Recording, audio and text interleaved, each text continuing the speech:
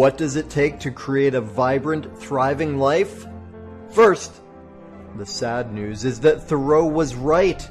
Most people are leading quiet lives of desperation, lacking in meaning, fulfillment, and vitality. But we choose more. We choose to create extraordinary lives. And the Art of Vibrant Living show entertains you with inspiration, empowerment, and education to create your life into a masterpiece. It's time. Let's vibe up. All right, y'all. Hello, hello, hello. Welcome to the Art of Vibrant Living show. I am your host, Daniel Aaron, and I'm delighted that you are with us, whether you are here now live or by rebroadcast. We have an amazing show today, a super cool dude who has developed himself in fascinating ways, both in the worlds of business and art and athletics. I said both. That was three. Did you follow it? That's what we do here. It's all about vibrant living. And sometimes that means shaking things up or breaking out of our normal routines.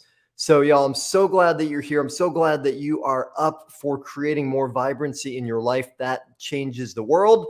And let's get right into it. My guest today, Eric LaCour, I met just last year. He reached out to me because he was coming to the island of Maui where I live, and he does some really fascinating photography and filmmaking work. And we hit it off, and I said, yeah, I would love to work with you. And he did some amazing work for me. And as we moved forward in that creative project, then I learned a lot more about him and his really interesting past with fashion and celebrity photography, and his also working in breath work as I do. So he's really a Renaissance man doing amazing stuff. And I could say lots more, but let's hear it directly from him. So y'all, welcome to the show, Eric LaCour. Eric, welcome. Hey, what's happening?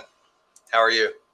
Awesome. I'm so glad you were here. Thanks for being on the show. And before we get into it, I got like 400 questions I want to ask you. You've got expertise in so many different cool areas. Let's start with this though. Would you give just a little bit of the background on, how you've evolved and what brings you to this point in your life? Yeah, I mean, I just started. I was always in the arts as a kid, and a big part of my story, I'd say, is that I was like an athlete and an artist. So I had kind of felt like there was this conflict in my life between, like, none of my art friends were friends with my jock friends. So that's a big part of my story, because so I literally in high school, I basically was like the starting running back, but I also won all the art awards at the same time, which is kind of funny. But I was not good in writing, and maybe we can talk more about that later, because like I've gotten more into what I was told when I was a kid that I was not good at, and that I should just focus on photo, video, or at the time it was art, drawing, and painting. And then from there, I moved on, went to LSU. I'm here in Louisiana, by the way, and I just went to college. I didn't really feel like I had too much of a direction. I just knew I was good at art, and eventually found photography and, drawing and painting. It was mind blowing when I was able to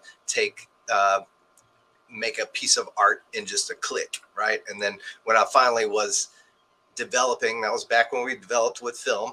I'll never forget developing the first image coming up in the darkroom, and I was like, oh, this is what I want to do.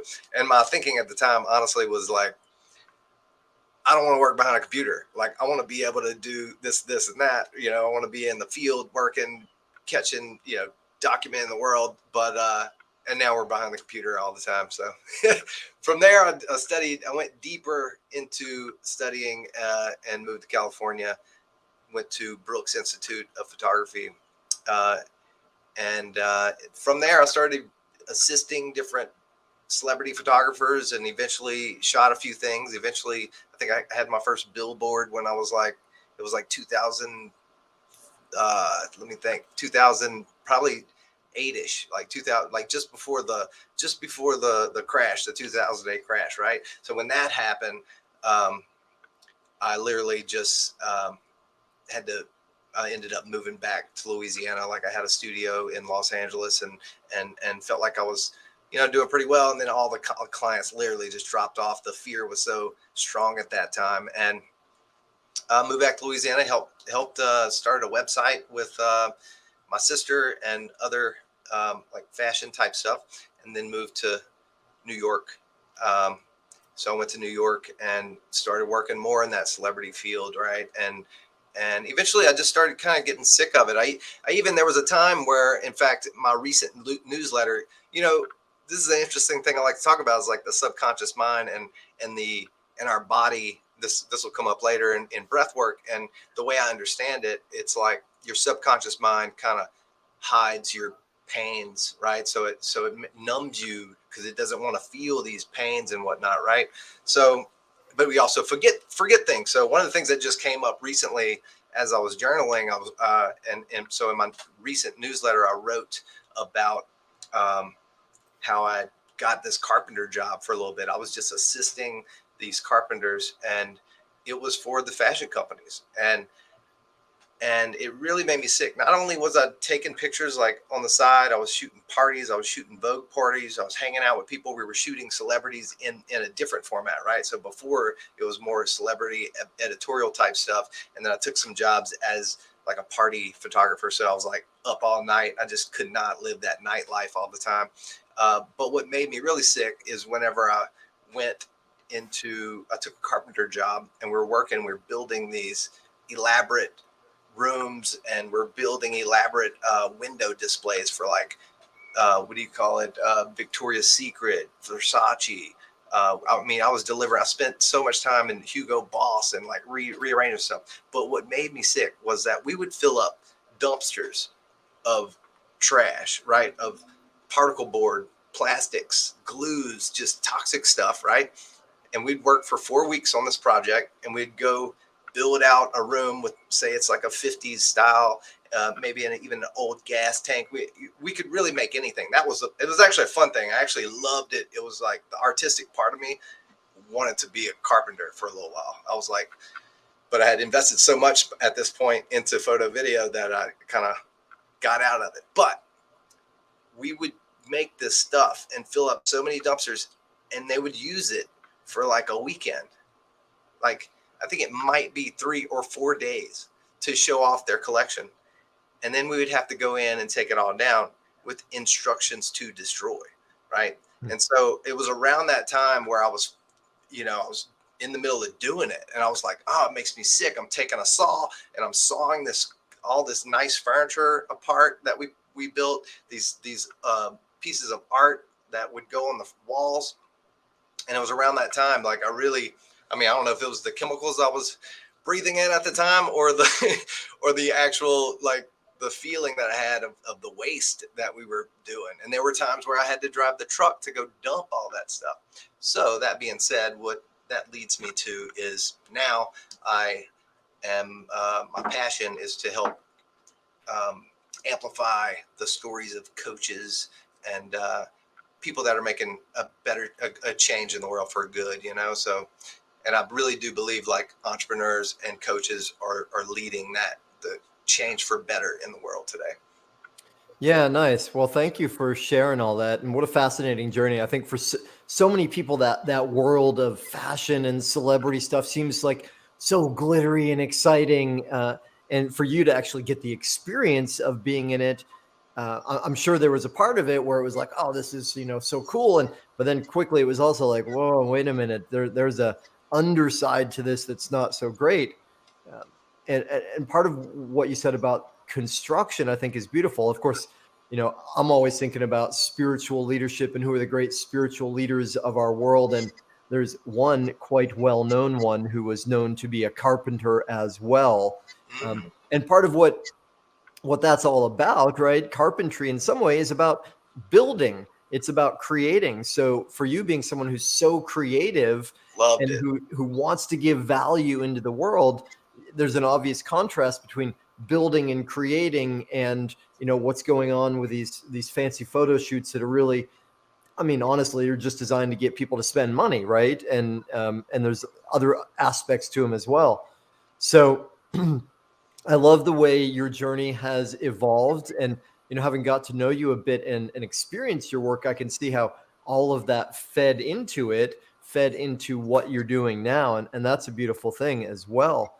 Um, so so many directions we could go, and I for sure want to talk about the concept of story, which you just brought up a little bit. First, though, you shared something with me separately that I think would be fascinating for people to learn about, and you said a little bit about it here too. This dual world you were in as a kid, like star athlete and star artist, and for sure in our culture and especially in school, we often put those very far apart. And I know that that was a struggle for you in some ways in your life. So what's that been like, and how did that shift for you? How did it shift? Honestly, well, one of the people I just like to mention that I'm very passionate about is Leonardo da Vinci, because he was kind of known for this as well, for like being physically fit and also an artist and whatnot. So he was revolutionary, obviously.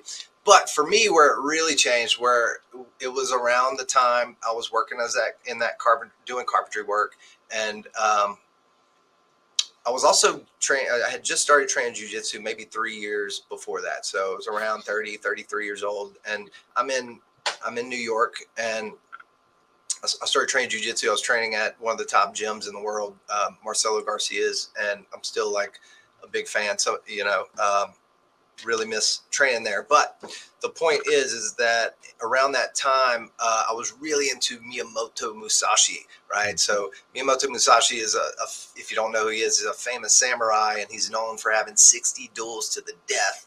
And I literally read like 3 or 4 books on him. And in fact, at one gym that I was hanging out with I was not Marcelo's, but another gym I would visit in Brooklyn, Master Skaya. I would tell the stories, which those will take too long. Maybe I can fit one story in here later. But the point is that one of the nicknames I had my hair. I was in my total, I was doing yoga every day, which I still do a lot of yoga. But I had a man bun, and they called me the White Musashi. And which was a cool name. Like, part of me wanted to be like, whoa, why don't I just be this jujitsu badass and be the White Musashi?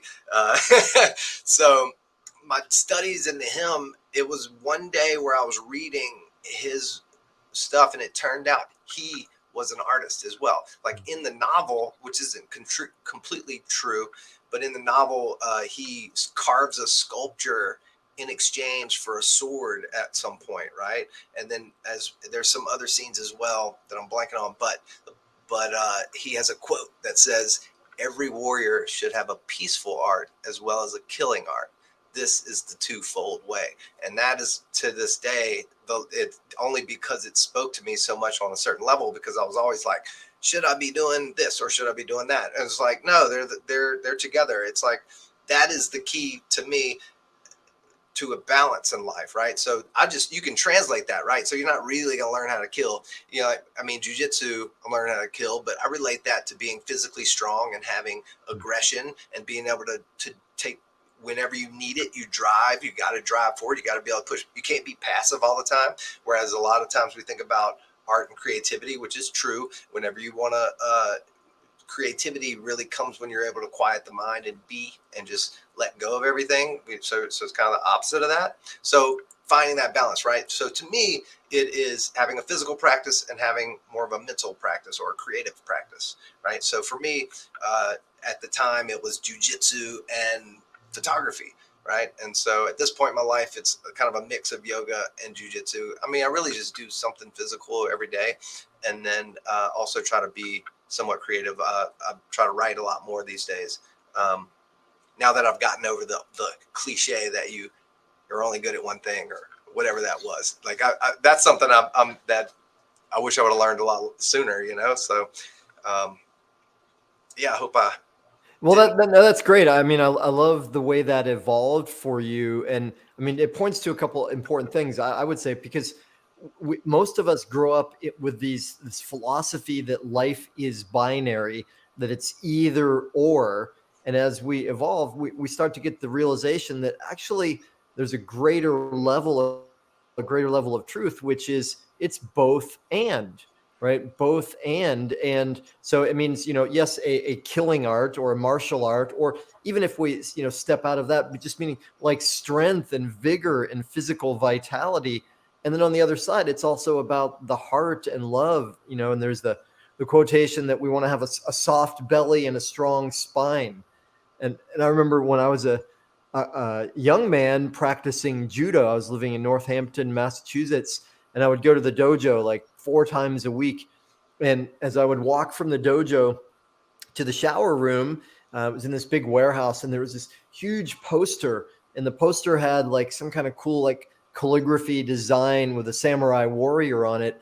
And the quotation, I'm sure you've heard it, it said, "Never give a sword to a man who can't dance." Right. Um, and I think what it points to is like, and one of the part of the warrior's creed or the samurai creed is if you're angry, then you've already lost, right? You can never enter into a fight when it's ruled by anger, right? And we could talk lots about that. Last thing I'll say though is I have a friend who's an entrepreneur. He was an MMA fighter for years, like professional fighter. And then the last few years, he's transitioned into being an entrepreneur. And I was talking with him a few weeks ago, and he's like, the thing about entrepreneurship is you don't expect it. Like when you're an MMA fighter, you expect it's going to be hard. You got, this rigorous, physical training, and then you literally get beat up. That's part of how you make a living. But entrepreneurship, it's just as hard. It's just a different kind of hard, but nobody tells you that. So, Yes. I mean, I think it's great what you point to, and also that the way we do one thing is the way we do everything. So, being able to excel, and again, you mentioned Da Vinci. What a great example of somebody that said, everything I do, I want to do it the best I possibly can.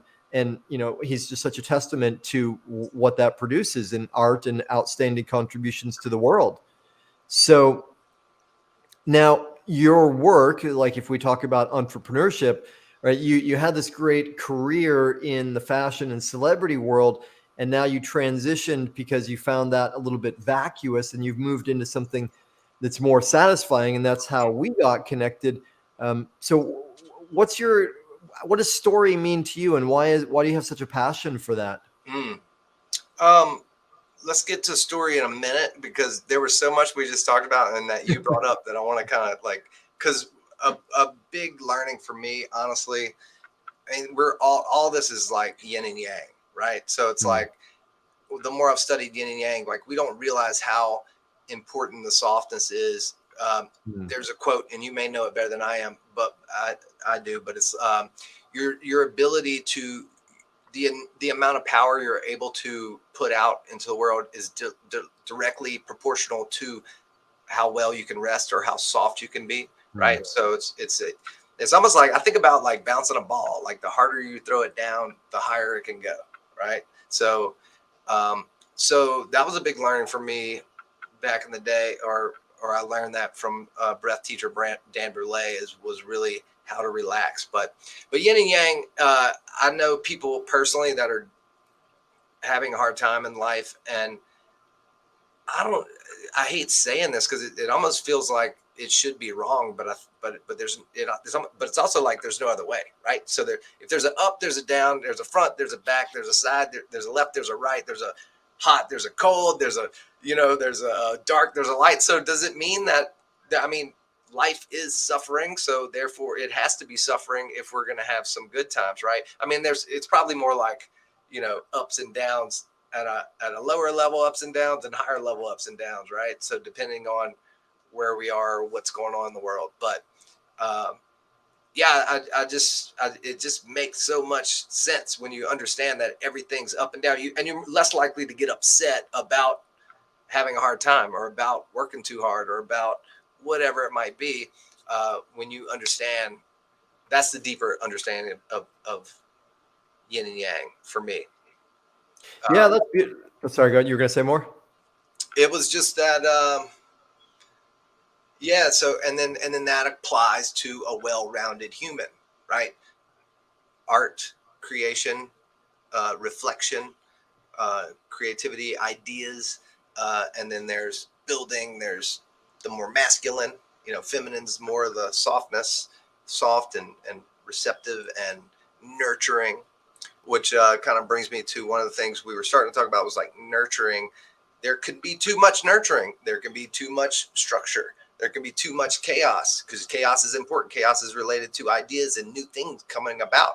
But you got to take that chaos and make it into order, right? But order can be too restricting too, which brings me to the idea of like some say that the society we have here is the most abundant. Like America is the most abundant nation that's ever existed, and it could be because of this. And we're experiencing this in life right now. It's like we get too much to the left, and then the right's like, yo, like, you're going a little too far, and then we go too far right, which we were before it went far left. We were more, maybe you could say we were too far right.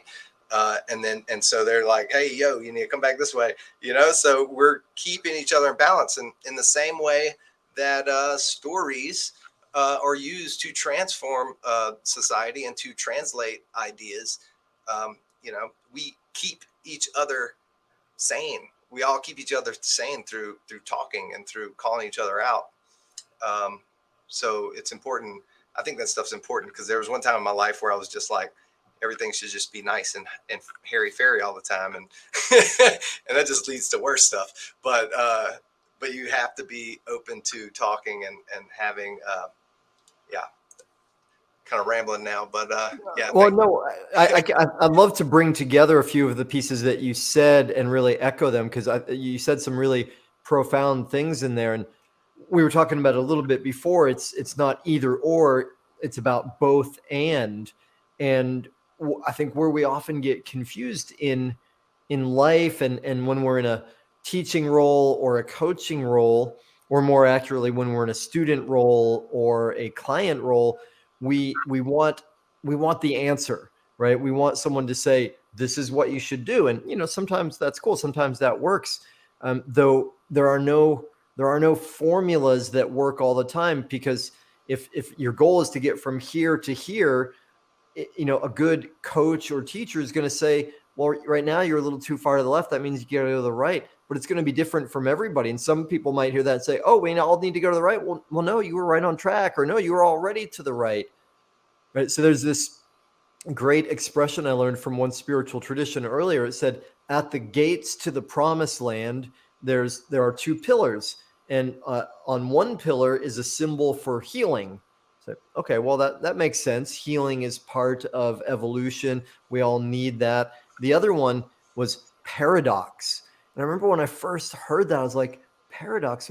Well, and it's like, what it means is it's as we evolve, we get to hold things that seem contradictory, but in the greater truth, they are the same. And I'll give one example that I learned from one of my yoga teachers years ago that I love is, like, if we think about energy, yoga is the movement of energy, right? And if I am wanting to put energy through my arm, well, if my arm is weak and flaccid, right, there's not going to be much energy moving through it, right? On the flip side, though, if I try really hard and I really squeeze it like this, well, then I'm going to block the energy, right? So, like, one of the principles of yoga is it's right action, or just the right amount of energy. So it's this combination of softness and strength. In the yoga tradition, it's stiram sukham. And, for all of us in our life,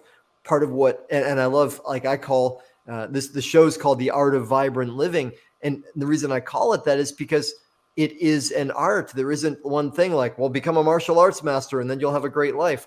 Well, no, maybe that will help, but there are other components, and it's an art to see how we integrate all these pieces. Mm-hmm. Does that make sense?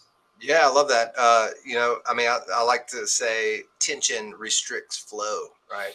And actually in jiu-jitsu, I'm teaching white belts these days, and I have a student of mine, and he was getting on top of me, and he's being all tense, and I was just like, when you're on top.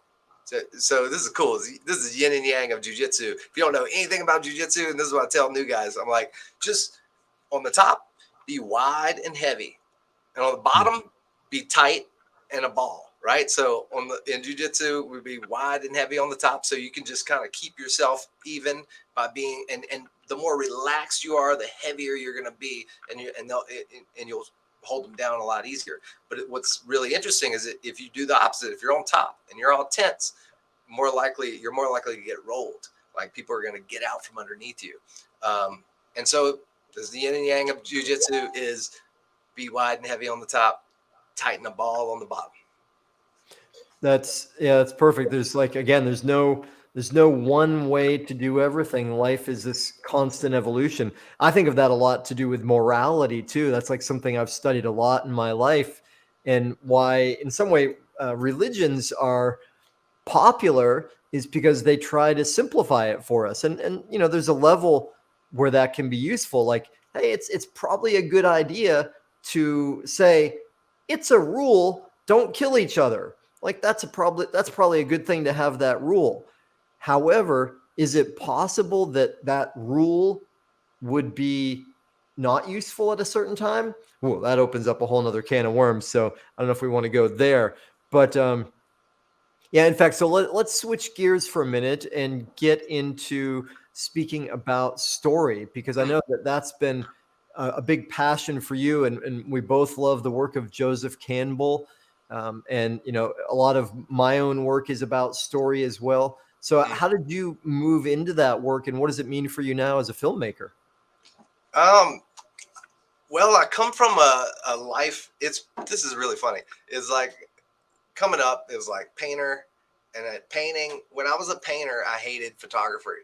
And then later I fell in love with photography all of a sudden. And I was like, okay, I'm a photographer. And then while I'm a photographer, I was a photo snob.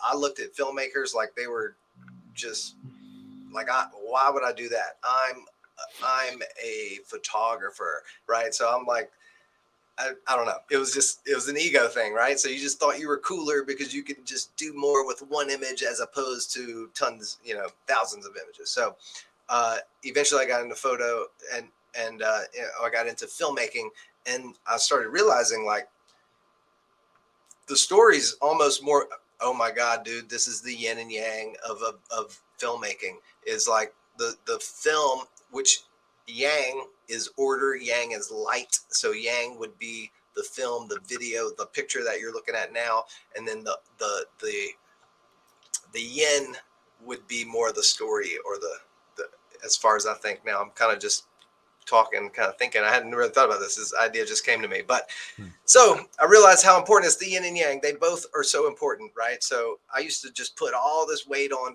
light and framing, and now I started realizing how important the story was.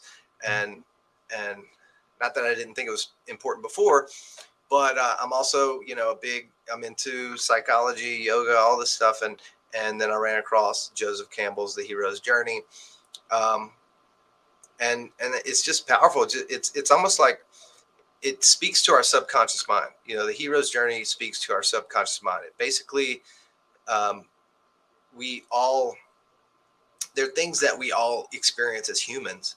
And if you don't know Joseph Campbell, he basically studied all religions and mythologies and found these events that are happening in all, and why they speak to us. There's all these events that are happening in these stories from religious figures, but also from mythology. And there's a reason that these things speak to us, because it is us. They all speak to us in different ways, without going through the whole thing, because there's a lot of different versions. And I have a little bit of imposter syndrome. I definitely don't consider myself I aspire to be a hero's journey scholar, I guess you could say. But in my studies recently, what I really just speaks to me is like just the beginning of it. I mean, if you're not familiar with the hero's journey and how it fits with people, for the audience, is like just the beginning of it. It starts with a normal world. For me, the normal world was the one time that I can remember was when I was in college, and I had just gotten the camera and I just started photography, and I had this internal passion, right? So, and then there's a call to action, and I had my aunt took me and was like, what do you want to do? I was like, well, I kind of want to study photography more. Have you looked at schools? And she showed me the school in California. and she called them right there and like put me on the phone with them, and they were like, well, you should start the session. We have a session starting in 2 weeks, but you should probably do the one because that's kind of soon. And I was like, no, I'm going to that one. I was like, that was my call to action. And I what do you want to say it? I took the call to action. I went into it, and that's where, eventually after I took the call to action to go to photo school, that's when I encountered like guides. Whenever I got into to California, I met friends that kind of guided me throughout my journey as a photographer. In fact, I have a good friend, Jason Barbers a lot. I'll never forget. He's the one who really, he saw my work. At the time, I didn't know what I wanted to do. And he saw the work I was doing with portraits of people. And he took me to his house one day and he started showing me these art books of Richard Avedon and Helmut Newton. And he was like, this, like celebrity photography, high-end fashion, fine art portraiture. And I was just like, oh, so hero's journey. That was my normal like that's something you'll see in a lot of movies is like you start with the normalcy. There's a call to action. It's usually a lot of times it's an internal conflict, or not a conflict, but necessarily a urge or a yearning. Star Wars, Luke Skywalker wanted to be a fighter pilot, and his uncle's like, you need to stay here for a little bit longer. And the interesting thing about that call to action, and this is what speaks to me, because I have a friend, I have a family member that's close to me that needs to hear this, but I don't know how to say it to her, is that basically it's like, this is a deep learning of facing discomfort, right? So she's not taking calls to action. People are giving her calls to action, and she's just like, I'm staying comfortable. And so what happens in the hero's journey is if you stay comfortable, or if the call to action, something happens to you, it's either it comes, like I said, it comes from the outside. It could be somebody challenging you to something, but it could also be an internal drive or yearning, right? So you have this internal, but if you don't see through it, you don't answer the call to action, things get worse.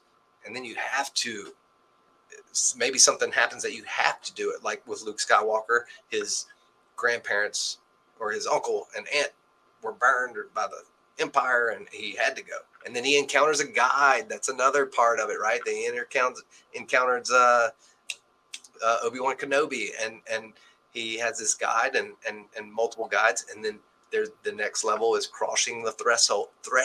Crossing the threshold is where you're entering this new adventurous world. And then eventually you're like meeting trials and tribulations, and it just keeps going from there.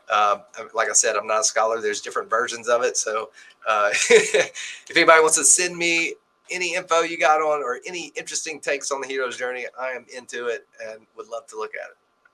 Well, I mean, that's great what you said. You get, and it is a big concept, so it's challenging to lay it all out in just a couple of minutes. I'll add in a little bit though, and then flip it back over to you, because yeah, I mean, Joseph Campbell, as you point out, he's really the origin of consolidating this information. And for people that are like, ooh, what's this? I want to get more into this.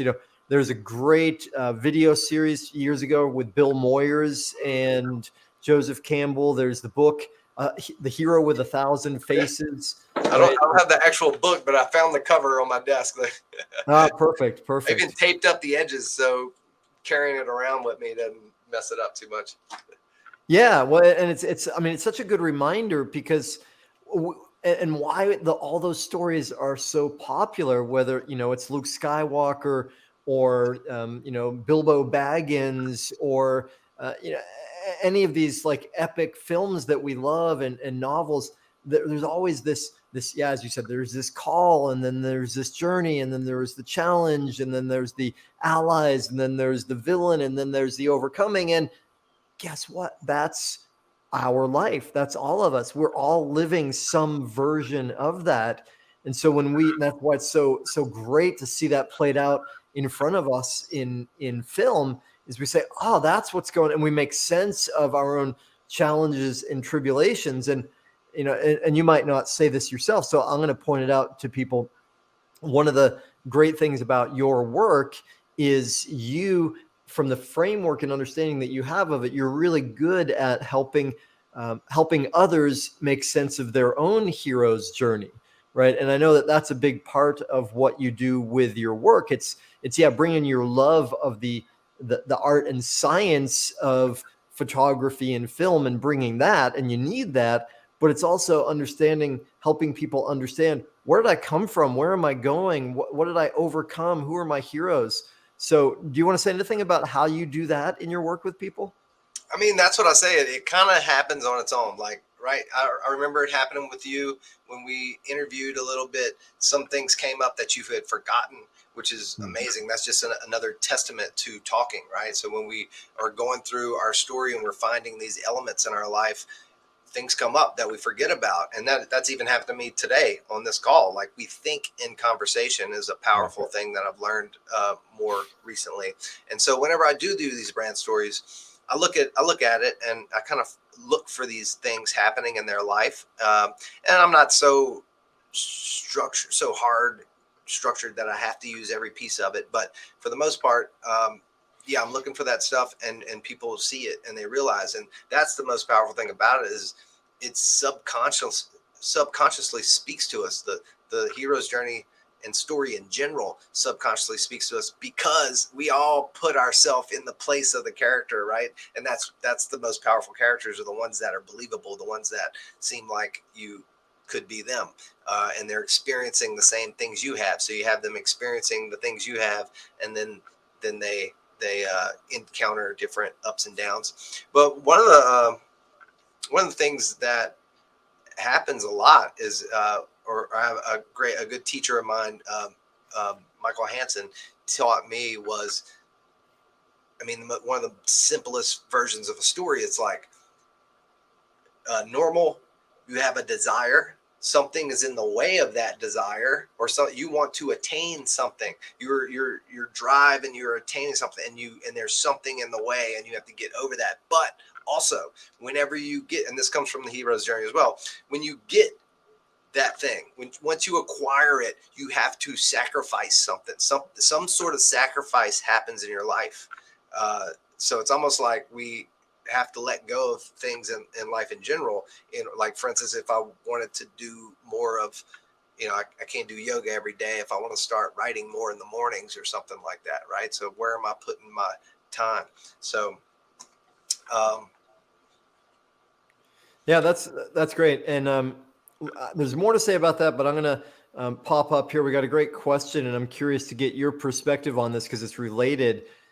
So Brian asked, how often has taking immediate action produced positive results in your life, right? And that's clearly part of the hero's journey, when the hero is originally in the zone of comfort, but then something compels them forward. Mm-hmm. So does the question make sense? What do you think about that, Eric? Yeah, I think it makes sense. That's something we all have to learn over time. I mean, that's a tough thing to really say yes or no, because it feels like, whenever it's something to learn, right? So to trust yourself, there's a certain to trust your desires, or your judgment of a situation, instead of having to, because sometimes we got to reflect, but we can reflect way too much. Sometimes you can think your way into a hole, so you just kind of have to trust that you're making the right decision, or trust all the knowledge you have from the past is meant for this moment to make that choice. And to and I guess you could say it comes down to a gut feeling, right? So you learn to listen to your gut. And we all know how we've all had, I'm sure everyone listening to this has had a time where they were trying to make a decision, and they made it based on logic. And they're like, logically, this is here, this is there, this is there. This is a great decision for me. And then you do it, and then you realize, like, oh, I had this gut feeling not to do this, and it didn't work out. And so there's some intelligence going on in our bodies that is higher than our logical minds. And that blows me away too. I love stuff like that. So that's something I get into with yoga. I'll just keep going with it. But there's a story or the idea is basically that your gut is like a friend. Your gut feelings are like a friend, right? So your friend is a friend that wants to hang out, and he's calling you over and over. He calls you every day and you never answer, right? So eventually that friend gives up, right? So same thing with our gut. We have to reestablish our connection with that gut feeling, and you do that through yoga, meditation. Yeah, well, nicely said, and I love the question too because it wasn't there was something specific in the question. It wasn't just how often has taking action produced positive results in your life. It was how often has taking immediate action produced benefits in your life. And part of the way I think of it is just like you said. And if we look at the martial arts perspective on it, right? It's so much about martial arts, and this applies to life training as well, is developing these good habits and reflexes, right? Most martial arts have this part of the tradition called the kata, right, which is the forms, where you just practice the forms. It's not, you're not actually in like sparring in that moment, you're just learning them. And so the classic example is from the Karate Kid, right? Where Mr. Miyagi has young Daniel painting fences and waxing the car, and he's doing this over and over again, and he thinks, I'm just doing this old man's work here. But then he learns that these habits that he developed were to train him, so they're built in instincts. So in the heat of the moment, he knows how to block the punches, right? And so much of our life, I think, and whether it's meditation or breath work or yoga or even art, all of that is to help us develop the awareness and the insight and the intuition, so that when life is happening in the moment, yes, we can trust our instincts and we can be immediate action. And the great thing about immediate action, and I'm really passionate about this because this is one of the things I know for myself. I come from a background of being fearful and careful. Like, I don't want to mess up. And in my family of origin, there was a lot of, I'll just make it simple and say, a lot of abuse. So part of my early patterning was like, I don't want to do what they did, so I'm going to be careful, right? But at a certain point, it's through the immediate action that then we see the consequences, the results, which then give us the quick feedback, which then allows us to adjust. So we evolve much more quickly when we take immediate action. And it also implies this like trust for life and trust for ourselves. Like, I don't need to be perfect. I need to be in action. I need to be evolving. And this is one of the basic things I work with my clients on from the beginning, is saying to learn how to trust ourselves implicitly, and root out the old judgments and ways that we pull ourselves down, and to be able to create ourselves first in our own mind and heart, and then through action in the world. So I love the question. I get passionate about it. And I brought up something in the midst of that, though, that I know is an area where you are very experienced and passionate too, which is the realm of breath and breath work. So since time is flying along and there's so many things we could talk about, do you want to say something about your experience with breath and what it means to you and why it's important for other people too? I think one of the things that I wish I would have learned longer, that I would like to, like I try to tell my students, because I do teach yoga occasionally, or a few times a week I actually teach yoga. So, and one of the deeper learnings of yoga, or that I've learned, it was really 2021, where I did a breath, like it was a 21-day breath workshop, where we lived in a tent and practiced deep breath work every day, almost just about every day, sometimes twice a day, right? And the whole point of it is the deeper understanding is that all of our experience in our life, our body remembers everything that ever happens to it, right? And so there's things that have happened to us. There's also stuff that is passed on. And actually, we could talk a little bit about this in a second, is that the way I see it, karma, the real understanding of karma is like your body's memory of everything that happens to it. But the meaning of trauma is everything that the body's memory of everything that happens to it. So it's those subconscious habits, and to really change your life is to change the subconscious habits, but also release them, right? So to get rid of the old, which manifests as like tension in the body for the most part. I think I see it like it's almost like a numbing, right? So the best example I have is so I'm on my way to jujitsu one day, and I get hit from behind. So I'm taking a left, and this SUV full speed hits me behind. I think he was probably 55 or something. Spun my car and rolled me. Right. So I was okay. I remember I braced myself. I mean, I did have a concussion, but I also caught myself while I was rolling, and so it wasn't too bad. After that, whenever I would drive after that, I was literally like every time I take a left, it was like, whoa, like I was nervous driving just in general, but taking a left was the hardest thing for me. And then, but from understanding CBT, cognitive behavioral therapy, where if you have somebody that's afraid of um, an elevator, you talk about an elevator one day, and the next time you look at a picture of an elevator, and then eventually you go and look at one, and eventually you get in one, and eventually you let the doors close, and then you ride it, right? So you got to ease your way into it. I I had people that said you need to go to therapy. I'm like, I don't need to go to therapy. I know that I just need to face this thing over and over, and so I just continued to face it, and eventually it went away. But the interesting thing about this is understanding that there are things that have happened to us we have ancestral trauma, like that your body remembers, right? So your DNA literally has subconscious habits, and you don't even remember it happening, right? So imagine in your life you got things that, like, what if you can only take lefts? You always got to make circles or something to take a right. You got to do a circle. So it's taking you twice as long to get wherever you're trying to get.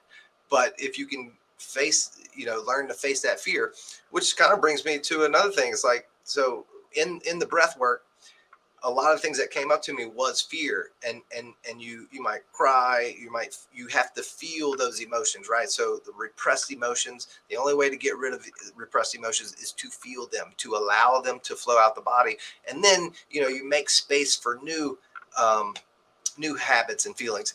If anybody gets a chance, if you haven't seen the movie, I mean, it blows my mind that this stuff is in movies these days, and it was in the Pixar film, um, where the jazz musician goes to Earth, Soul. All right, so in Soul, you there's a scene where the little soul has all this black stuff, right? So I'm totally screwing up. You'll see it, but in the movie, there's literally a scene where the soul, where it's a monster, and you think it's just a monster, and then these little spiritual guys go and dance around it and do this meditation practice, and then all that black stuff starts falling off. At the time, you think it's just a monster, and then all of a sudden, underneath it, it's a little soul. And that's exactly how you feel when you come out of a very powerful breath session. It, like traumas, anxieties, uh, um, repressed emotions are like weight, and in fact, repressed emotions it takes effort to hold that stuff in. So it's almost like every day we're walking around. We're like, if you get home and you're tired and you're like, I didn't really do anything today, I don't know why I'm tired, because you might be holding in a lot of shit. Like you're like, it's like you're walking in doing this all day, holding it in. But once you feel it and you allow it to flow. I mean, this is a big thing for men. Obviously, I was taught not to. I didn't show my emotions for a long time, and I still don't. But I know how to release them when I need to. I have ways.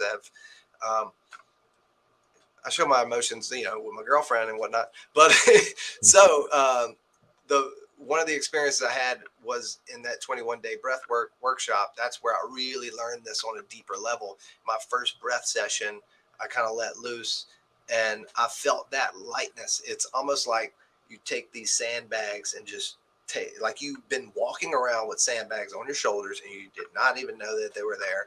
You take them off, and that's why you feel like you're floating. That's why you feel like, yeah, people say they feel like they float out of a yoga studio sometimes, because it happens from yoga studios too. um, don't know if I got off track from what I was talking about. Well, that's great what you said, and I'll echo a little bit of it. And is the experience that we all learn from childhood is to not feel things, and at a certain point, it's unsafe. Like as a little kid, I don't want to. I can't feel certain things because I don't know how to deal with it. I don't know what's mine and what's other people's. So there's a survival mechanism, which is rather than feel, I push it down, right? And repression and suppression are the technical terms for it.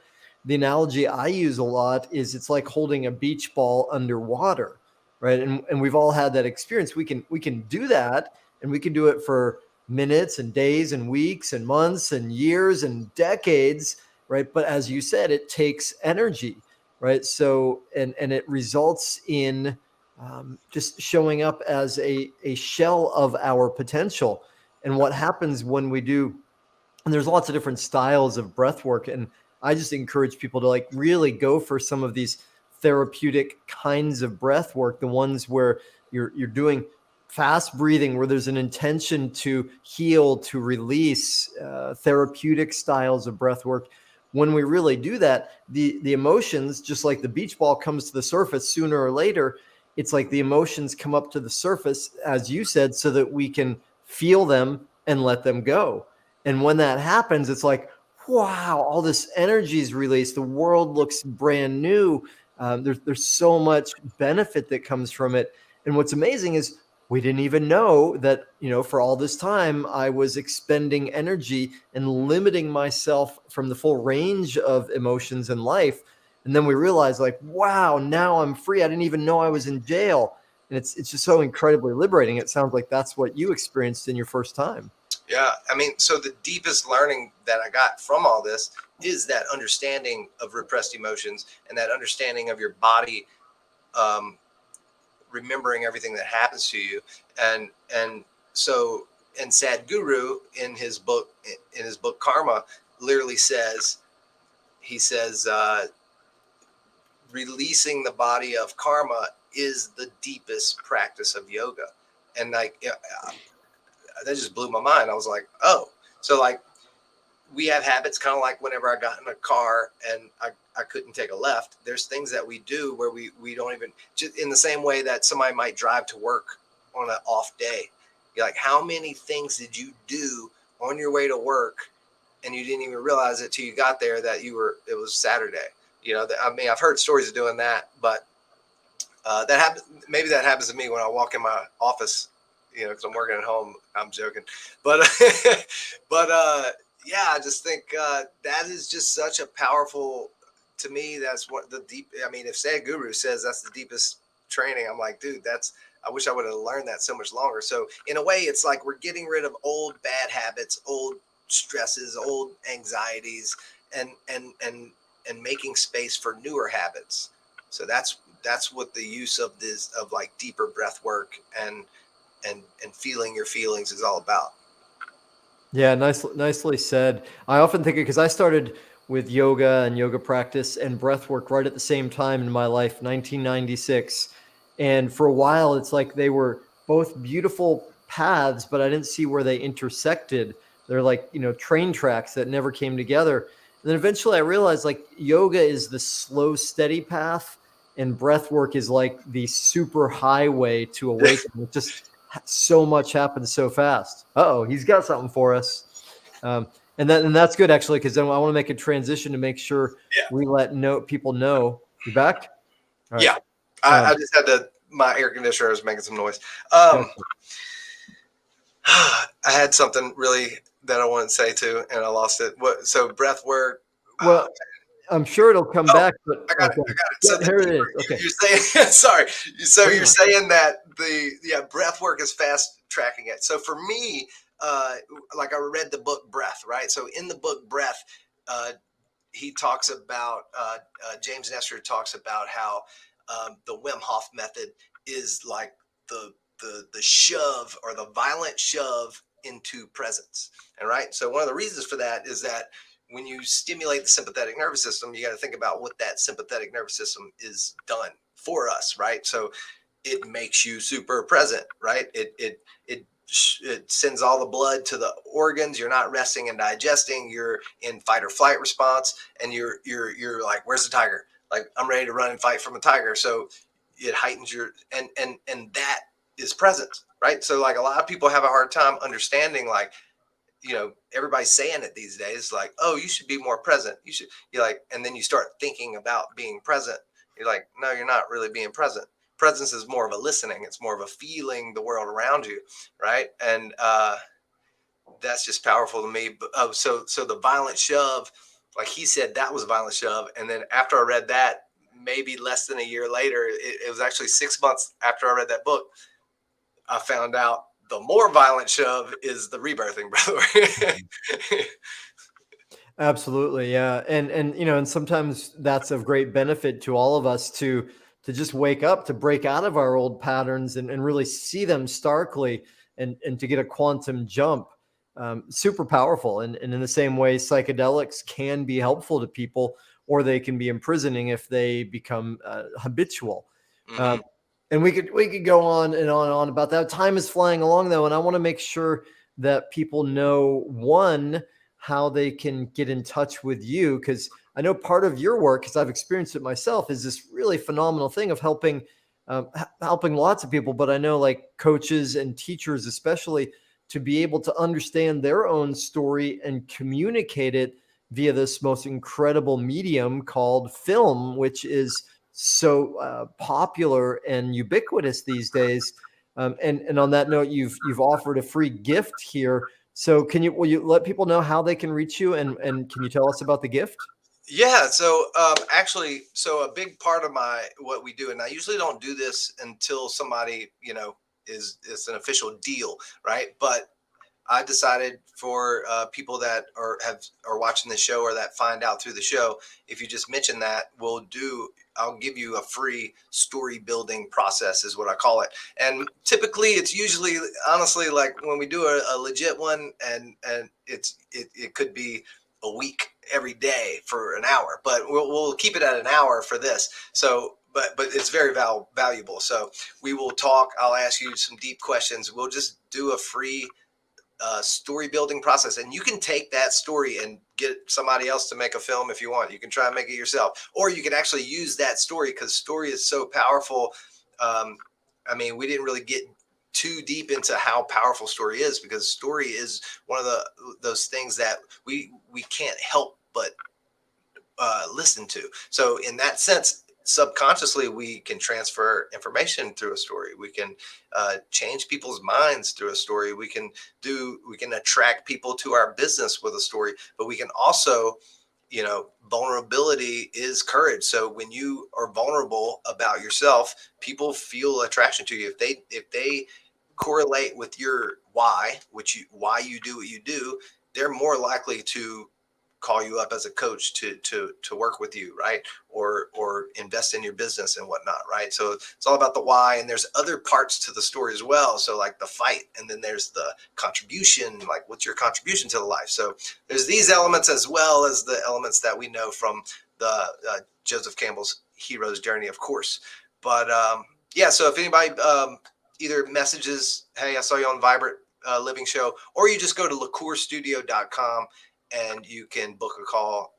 There's a link there. Yeah, beautiful. Okay. Well, and it's up on the screen now, your calendar appointment setter. And what's the best way for people to reach you? I would say that that's the best. You can literally comment on my socials, on my Instagram is probably where I'm um, most prominent. My Facebook was just hacked, so that's not. I mean, please come add me. I only have 23 friends now. I need I need to get my friends back up.